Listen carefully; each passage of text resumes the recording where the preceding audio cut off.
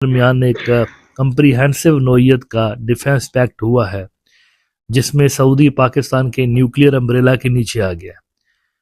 तो क्या बांग्लादेश को इस तरह के पैक्ट को ज्वाइन करना चाहिए या नहीं करना चाहिए, इस पे बात की जा रही है कुछ एक्सपर्ट्स की जान।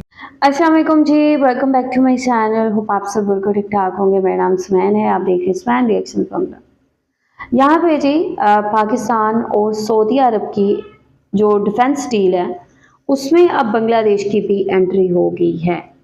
क्या यहाँ पे बांग्लादेश अब पाकिस्तान का इस तरह से डिफेंस पार्टनर बनने जा रहा है कि किसी भी किस्म की कोई भी ज़रूरत पड़ती है बांग्लादेश को तो पाकिस्तान बांग्लादेश की मदद करेगा, जस्ट लाइक जैसे पाकिस्तान और सऊदी अरेबिया की डील हुई है। अब इसमें बांग्लादेश की भी एंट्री हो गई है। अब यहाँ कौन कौन सी चीज़ें होने जा रही हैं, बहुत इंटरेस्टिंग रिपोर्ट है आज की। यहाँ पे पाकिस्तान और बांग्लादेश की डिफेंस डील्स हो रही हैं। ऑलरेडी पाकिस्तान मिलिट्री का डेलीगेशन है वो बांग्लादेश में मौजूद है, ढाका में मौजूद है। पहले आप लोगों के साथ ये रिपोर्ट शेयर करते हैं। पाकिस्तान मीडिया इस पर बहुत अच्छा एनालिसिस दे रहा है। वीडियो को आखिर तक देखें। वीडियो देखने से पहले चैनल पे नहीं हुआ है तो चैनल को सब्सक्राइब और बेल आइकन को लास्ट में क्लिक करें। सो चलते हैं, देखते हैं वीडियो, लेट्स गो। दोस्तों, बांग्लादेश की प्रीवियस सरकार के दौर में एक फोर्सेस गोल 2030 इंट्रोड्यूस करवाया गया था। 2009 में शायद ये पहली मर्तबा इंट्रोड्यूस करवाया गया था। इसका मकसद असल में ये था कि बांग्लादेश की फोर्सेस को 2030 तक मॉडर्न मिलिट्री में उनको कन्वर्ट करना है। लेकिन उसके बाद कई साल गुजर गए थे और कई साल गुजरने के बावजूद भी कोई इम्प्रेसिव किस्म की इस पे जब पेशरफ्त ना हो सकी, आगे इसको नहीं बढ़ाया गया, तो फिर इसको बीच में रिवाइज किया गया था। रिवाइज करने के बाद इसको दोबारा से लॉन्च किया गया था। लेकिन उसके बाद भी एज आई सेड जितना इस पे काम होना चाहिए था वो नहीं किया गया था। नाउ इस गोल को जब डिजाइन किया जा रहा था ना 2009 में, तो तब की दुनिया और आज की दुनिया में जमीन आसमान का फर्क है डिफेंस के सेक्टर में। अगर आप देखें इस फोर्सेस गोल 2030 में, यानी इनका जो मकसद था वो ये था कि जी जमीनी फौज जो है, आर्मी, एयरफोर्स और नेवी, इनको मॉडर्नाइज करना है। लेकिन आज जब हम यहाँ 2025 में खड़े हुए हैं तो जंगों की तो नौयत ही तब्दील हो गई है, उनकी तो नेचर ही तब्दील हो गई है। आजकल की जंगों में ये तीन तो फोर्सेस नहीं होती सिर्फ, आजकल की जंगों में तो इलेक्ट्रॉनिक्स वॉरफेयर भी होती है, साइबर भी होता है, स्पेस भी होती है। मतलब आजकल की जंगें ज्यादा फैली हुई हैं। तो फोर्सेस गोल 2030 का ऑब्जेक्टिव आप तब तक हकीकी तौर पर असल में हासिल नहीं कर सकते जब तक कि आप ये जो मॉडर्न एलिमेंट्स हैं वो भी ऐड ना करें अपनी मिलिट्री के अंदर। अच्छा, बहुत सारे लोग मैं देखता हूँ साइबर और इलेक्ट्रॉनिक्स को एक ही वॉरफेयर समझ रहे होते हैं। इनमें फर्क होता है असल में। साइबर वॉरफेयर जो होती है ना, ये डिजिटल सिस्टम्स को हिट करती है, वो पूरे इलेक्ट्रोमैग्नेटिक स्पेक्ट्रम को हिट करती है। दोनों में फर्क है। वो सिर्फ डिजिटल एसेट्स को टारगेट कर रहा होता है साइबर वाला। इसके अलावा भी आजकल की जंगों में एक प्रिंसिपल ये है कि हर वो चीज जो दुश्मन को किसी भी तरह से नुकसान पहुंचाए वो करना चाहिए। मतलब इसको कहते हैं ऑल डोमेन वॉरफेयर। मैं आपको छोटा सा एग्जांपल देता हूँ। इंडिया और पाकिस्तान की जब लड़ाई हुई तो उसमें इंडिया के ऊपर मतलब हजारों की तादाद में साइबर हमले रोजाना होते थे, और इसमें उनकी जो टॉप की जो डिफेंस की इवन वेबसाइट्स हैं वो भी बैठ गई थी। इसके अलावा उनका जो डिजिटल सिस्टम था उसको काफी ज्यादा डैमेज पहुंचाया गया था पाकिस्तान की जानिब से। लेकिन इसके अलावा भी अगर आप देखें तो वर्चुअल डोमेन्स में ये जो टारगेट्स हिट किए जा रहे थे तो उन्होंने अंडे बच्चे भी दिए थे अपने। मिसाल के तौर पर राइटर्स की ये खबर देखिए, border conflict worry erases $83 billion from Indian equities in 2 days। इस पे कोई बात नहीं करता। ये 9 मई की खबर है। इसके बाद भी 2-3 दिन तक जंग चली थी। तो ये जो फिगर है $100 अरब से ज्यादा का इंडिया का नुकसान पाकिस्तान ने कर दिया था। बहुत कम लोग इस पे बात करते हैं। तो ये आजकल की जंगों का एक उसूल होता है, ज्यादा से ज्यादा चोट पहुंचाओ, जहां पहुंचा सकते हो पहुंचाओ। तो इसमें एक तो आप ये फिजिकल डोमेन देखते हैं ना, वर्चुअल डोमेन्स भी होती हैं। लिहाजा फोर्सेस गोल 2030 बांग्लादेश को अगर हासिल करना है तो उनको इन डोमेन्स में भी काम करना पड़ेगा, वर्चुअल डोमेन्स में। और इन डोमेन्स में चाइना और टर्की काफी महारत रखते हैं। दोनों बांग्लादेश के बड़े सिक्योरिटी पार्टनर्स हैं। पाकिस्तान भी काफी इसमें महारत रखता है, उनके साथ भी उनके ताल्लुकात डेवलप हो रहे हैं। अच्छा, मीनवाइल एक वहां पर सोच ये भी है बांग्लादेश के अंदर, मुख्तलिफ उनके जो एक्सपर्ट्स हैं वो इस पर बात कर रहे हैं कि ये जो सऊदी और पाकिस्तान के दरमियान एक कंप्रीहेंसिव नोयत का डिफेंस पैक्ट हुआ है जिसमें सऊदी पाकिस्तान के न्यूक्लियर अम्ब्रेला के नीचे आ गया। तो क्या बांग्लादेश को इस पैक्ट को, इस तरह के पैक्ट को ज्वाइन करना चाहिए या नहीं करना चाहिए, इस पे बात की जा रही है कुछ एक्सपर्ट्स की जानिब से। इसके मुख्तलिफ जो है ना, यानी इसके बेनिफिट्स भी हैं और कुछ इसके नुकसानात भी हैं। अगर आप बांग्लादेश के पर्सपेक्टिव से देखें तो वो क्या बेनिफिट हैं और क्या नुकसानात हैं, इसके लिए डेली सन के अंदर एक ओपिनियन छपा है आज। मैं चाहता हूं अगर आप उनकी वेबसाइट पे जाके, ये लंबा चौड़ा एक उनका ओपिनियन है, वहां पर जाकर आप इसको पढ़िए। इसकी कुछ इंपॉर्टेंट जो चीजें हैं वो यहाँ पर डिस्कस करते हैं। इन्होंने कहा है कि should Bangladesh join the Pakistan Saudi alliance. इसमें पहले तो उन्होंने कहा है कि हमें अपने ऑब्जेक्टिव्स को जो है ना, डिफेंस के ऑब्जेक्टिव्स को पहले तो उनको सेट करना पड़ेगा। कहते हैं Bangladesh should define a simple set of defence objectives. Hasina के दौर में यहाँ पर भी तो एम्बिग्विटी थी ना, कोई डिफाइंड ऑब्जेक्टिव नहीं था वैसे। मतलब ये भी बड़ी दुख की बात है, दुर्भाग्य की बात है। आपका कोई डिफाइंड ऑब्जेक्टिव ही नहीं है डिफेंस के हवाले से। यानी इंडिया हमारा दोस्त है या नहीं है, थ्रेट है हमारे लिए या नहीं है। अगर आप पॉलिटिकल लेवल पर देखें तो कोई मसला ही नहीं है, लेकिन अगर आप मिलिट्री हवालों से देखें तो बहुत बड़ा मसला, कंफ्यूजन है ना। मिलिट्री की सोच एक है और पॉलिटिकल लीडरशिप की सोच दूसरी है डिफेंस के हवाले से। तो एम्बिग्विटी थी एक। लिहाजा ये उनकी बात बिल्कुल दुरुस्त है कि पहले आप ये जरा डिटरमाइन तो कर लेना कि आपका जो ऑब्जेक्टिव है वो है क्या। Simple set of defence objective जो है पहले वो आप डिफाइन करिए। टेरिटोरियल डिफेंस आ गया, मैरीटाइम सिक्योरिटी आ गई, internal stability and crisis response and strategic deterrence, ये सारे आ गए। और उसके बाद वो कहते हैं कि इसके हिसाब से अपनी प्रोक्यूरमेंट, ट्रेनिंग और ये जो बाकी चीजें उसको अलाइन करें। The ongoing Forces Goal 2030 provides a useful blueprint expanding naval, air, and networked land capabilities, but it needs re-evaluation under current strategic realities and firm paramilitary oversight. यही बात प्रोग्राम के शुरू में मैंने की कि इसमें थोड़ी सी एडिशन की ज़रूरत है।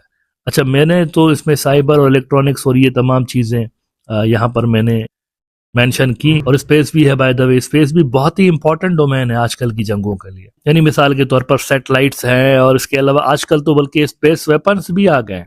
चाइना और अमेरिका जो है ये तो इस पे इनके दरमियान दौड़ स्टार्ट हो चुकी है कि स्पेस के वेपन्स इन्होंने बनाए हुए हैं, डिप्लॉय किए हुए हैं। ऐसे ऐसे वेपन्स हैं कि एक ही झटके में सैकड़ों सैटेलाइट्स को दबरदूस कर सकते हैं। ऐसे ऐसे वेपन्स इन्होंने यहाँ से डिप्लॉय किए हुए। चाइना के हवाले से तो यहाँ तक कहा जा रहा है कि वो स्पेस में इस तरह के वेपन्स डिप्लॉय करना चाहते हैं कि बवक्ते ज़रूरत वहां से ये ज़मीन के किसी भी टारगेट को हिट कर सके। यहाँ तक मामला चले गए। स्पेस आजकल की जंगों का प्रॉपर डोमेन है। लेकिन चलें, बांग्लादेश जो है, अगर आप उस नौयत का नहीं भी करते इस डोमेन में इन्वेस्टमेंट, तो कम से कम अपनी जो बुनियादी ज़रूरियात है, मिसाल के तौर पर सर्विलेंस हो गया और ये चीज़ें, उसमें तो की जा सकती है ना इन्वेस्टमेंट। तो ये फोर्सेस गोल 2030 जो है ना, थोड़ी सी इसमें रिवीजन की ज़रूरत है। ये पुराना है, चूंकि आज से 16 साल पहले डिज़ाइन किया गया था, तो यकीनन इसको एक और रिवीजन की ज़रूरत है। बहरहाल 3 जो फोर्सेज हैं ना, इसके अलावा की मैं बात कर रहा हूँ, आर्मी, नेवी और एयरफोर्स के जो आपने ऑब्जेक्टिव सेट कर लिए वो तो चलो हो गया। इसके अलावा जो नई डोमेन्स इमर्ज हुई हैं उसमें थोड़ी सी मैं समझता हूँ कि एडिशन की ज़रूरत है। डेली सन कहता है invest in force multipliers, first radars, airborne early warnings, secure communications, ISR drones, integrated air defence, mobile reserves and precision fires. इन चीज़ों का बाय द वे चांसेस ज़्यादा है बांग्लादेश इसमें बेहतर परफॉर्म करेगा, क्योंकि इनका जो डिफेंस की प्रोक्यूरमेंट होती रही है ओवर द ईयर्स, वो एक ही सोर्स से ज़्यादा होती रही है, दैट इज़ चाइना।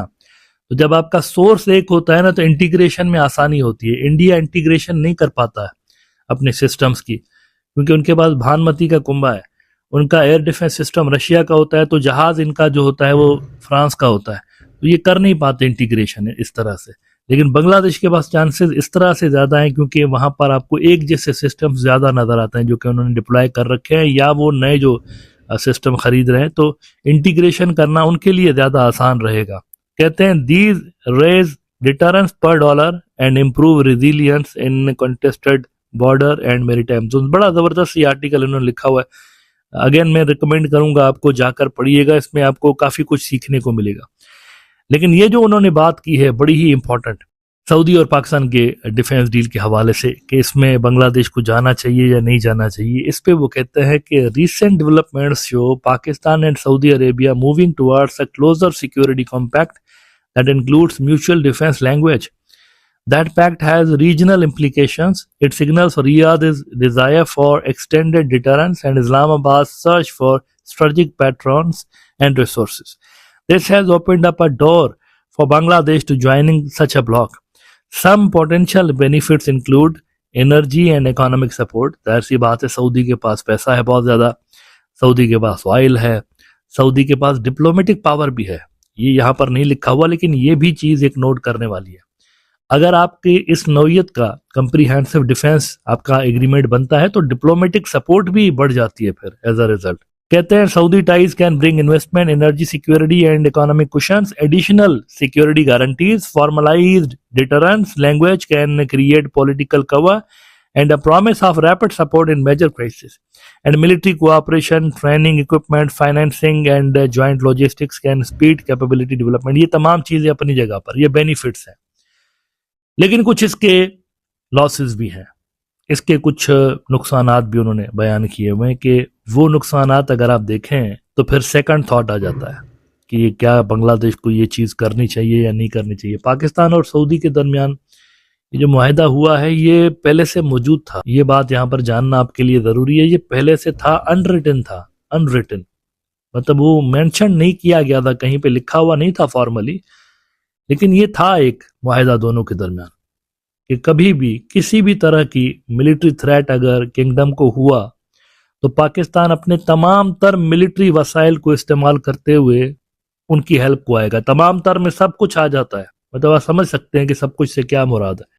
तो ये पहले से ही था। असल में कुछ चीजें ऐसी थी कि जहां पर सऊदी और पाकिस्तान के दरमियान कुछ डिफरेंस था और उसको फिर रिजॉल्व करके इन्होंने एक फॉर्मल शक्ल दे दी, एक रिटर्न में मुआहिदा कर लिया। इसकी बाय द वे क्लॉजेज जो है वो सामने किसी के भी नहीं है, ये किसी को नहीं पता इसमें क्या लिखा हुआ है, सिर्फ उतना रिवील किया गया है जितना दुनिया के लिए जानना जरूरी है, बाकी क्लासिफाइड है ये सारा का सारा। एंड आई होप आप समझ सकते हैं कि क्लासिफाइड क्यों है ये।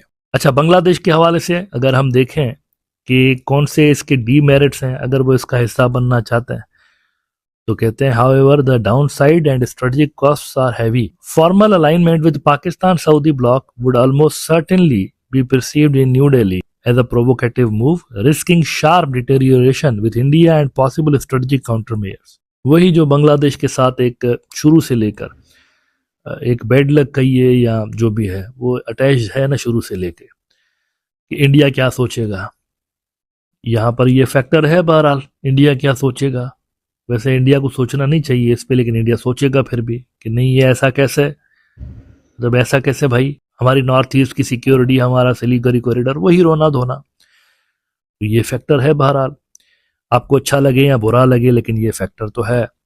वो कहते हैं that would be particularly dangerous given Bangladesh porous borders and India's geographic advantage. 3 तरफ से इंडिया है बांग्लादेश के, तो ये जियोग्राफिक एडवांटेज है, तो इस हवाले से डेंजरस हो सकता है बांग्लादेश के लिए। Besides collective defence commitments can draw Bangladesh into external disputes that have little to do with its national interest। ये बड़ा इंपॉर्टेंट नुक्ता है कि अगर आप इस तरह के पैक्ट में जाते हैं तो आपको मिडिल ईस्ट के कॉन्फ्लिक्ट्स के अंदर भी इन्वॉल्व हो जाएंगे आप, मतलब आपका अपेरेंटली कोई ताल्लुक उस तरह से नहीं है, मतलब अपार्ट फ्रॉम ये जो फ़लस्तीन के अंदर, क्योंकि वो तो मजहबी मामला आ जाता है ना अल-कुद्स शरीफ की वजह से, लेकिन इसके अलावा किसी और मामले में आपका यानी मिडिल ईस्ट का इसके अलावा कोई और फटा हो तो अपेरेंटली बांग्लादेश के लिए वो यानी इतना ज़्यादा डायरेक्टली उनके साथ लिंक्ड नहीं है, तो उसमें लेकिन आप जाएंगे, ड्रॉ हो जाएंगे, सेकंड हो जाएंगे। या फिर दूसरा, पाकिस्तान और इंडिया के दरमियान अगर लड़ाई होती है तो उसमें भी आप सेकंड हो जाएंगे। तो कहते हैं the political conditionality that accompanies patronage economic और military can erode independent policy choices. ये भी बात है, वो कहते हैं अभी हम अपनी पॉलिसी खुद बना रहे होते हैं, लेकिन ये जो मुआहिदा है ये चूंकि कॉम्प्रिहेंसिव नोयत का है तो इसमें फॉरेन पॉलिसी की अलाइनमेंट जो है वो ज़रूरी हो जाती है। अब इसमें भी देखें बहुत सारी फॉरेन पॉलिसी के जो ऑब्जेक्टिव है ना, पाकिस्तान और बांग्लादेश के एक ही जैसे हैं, वैसे इनके दोस्त एक जैसे हैं। जैसे कि मैंने कहा, मिसाल के तौर पर आप देखिए टर्की, चाइना, मिडिल ईस्ट के मुल्क, ये सब इनके दोस्त हैं, पाकिस्तान अमेरिका के साथ और वेस्ट के साथ भी बड़े अच्छे ताल्लुकात रखना चाहता है, बांग्लादेश भी रखना चाहता है। तो अक्सर जो ऑब्जेक्टिव्स है ना फॉरेन पॉलिसी के वो सिमिलर हैं, लेकिन इंडिया एक एक्सेप्शन है। पाकिस्तान इंडिया को एग्जिस्टेंशियल थ्रेट अपने लिए कंसीडर करता है। ओके जी, ये रिपोर्ट आप लोगों ने देखी है। यहाँ पे पाकिस्तान और बांग्लादेश के दरमियान एक ऐसा डिफेंस पैक्ट होने की बात की जा रही है। लाइक जैसे मैंने आपको बताया कि जिस तरह पाकिस्तान और सऊदी अरब का एक डिफेंस डील साइन हुई है, जिसमें अगर कोई भी कंट्री सऊदी अरबिया पे अटैक करती है तो उसको पाकिस्तान पे अटैक कंसीडर किया जाएगा। तो यहाँ पे बांग्लादेश में इसी डील के हवाले से डिस्कशन हो रही है, बातचीत हो रही है कि यहाँ पे हमें ये ऐसा कुछ स्टेप लेना चाहिए या नहीं। और यहाँ पे इन्होंने काफ़ी अच्छे तरीके से इसके जो है एडवांटेजेस बताए हैं और डिसएडवांटेजेस भी बताए हैं। तो यहाँ पे फ़ायदे भी हैं कि जो एक डिफेंस कॉरपोरेशन है, एक सिक्योरिटी कॉरपोरेशन है, वो बढ़ेगी आपस में। साथ ही लाइक बहुत सारी चीज़ों में बांग्लादेश को परेशानी भी उठाना पड़ सकती है।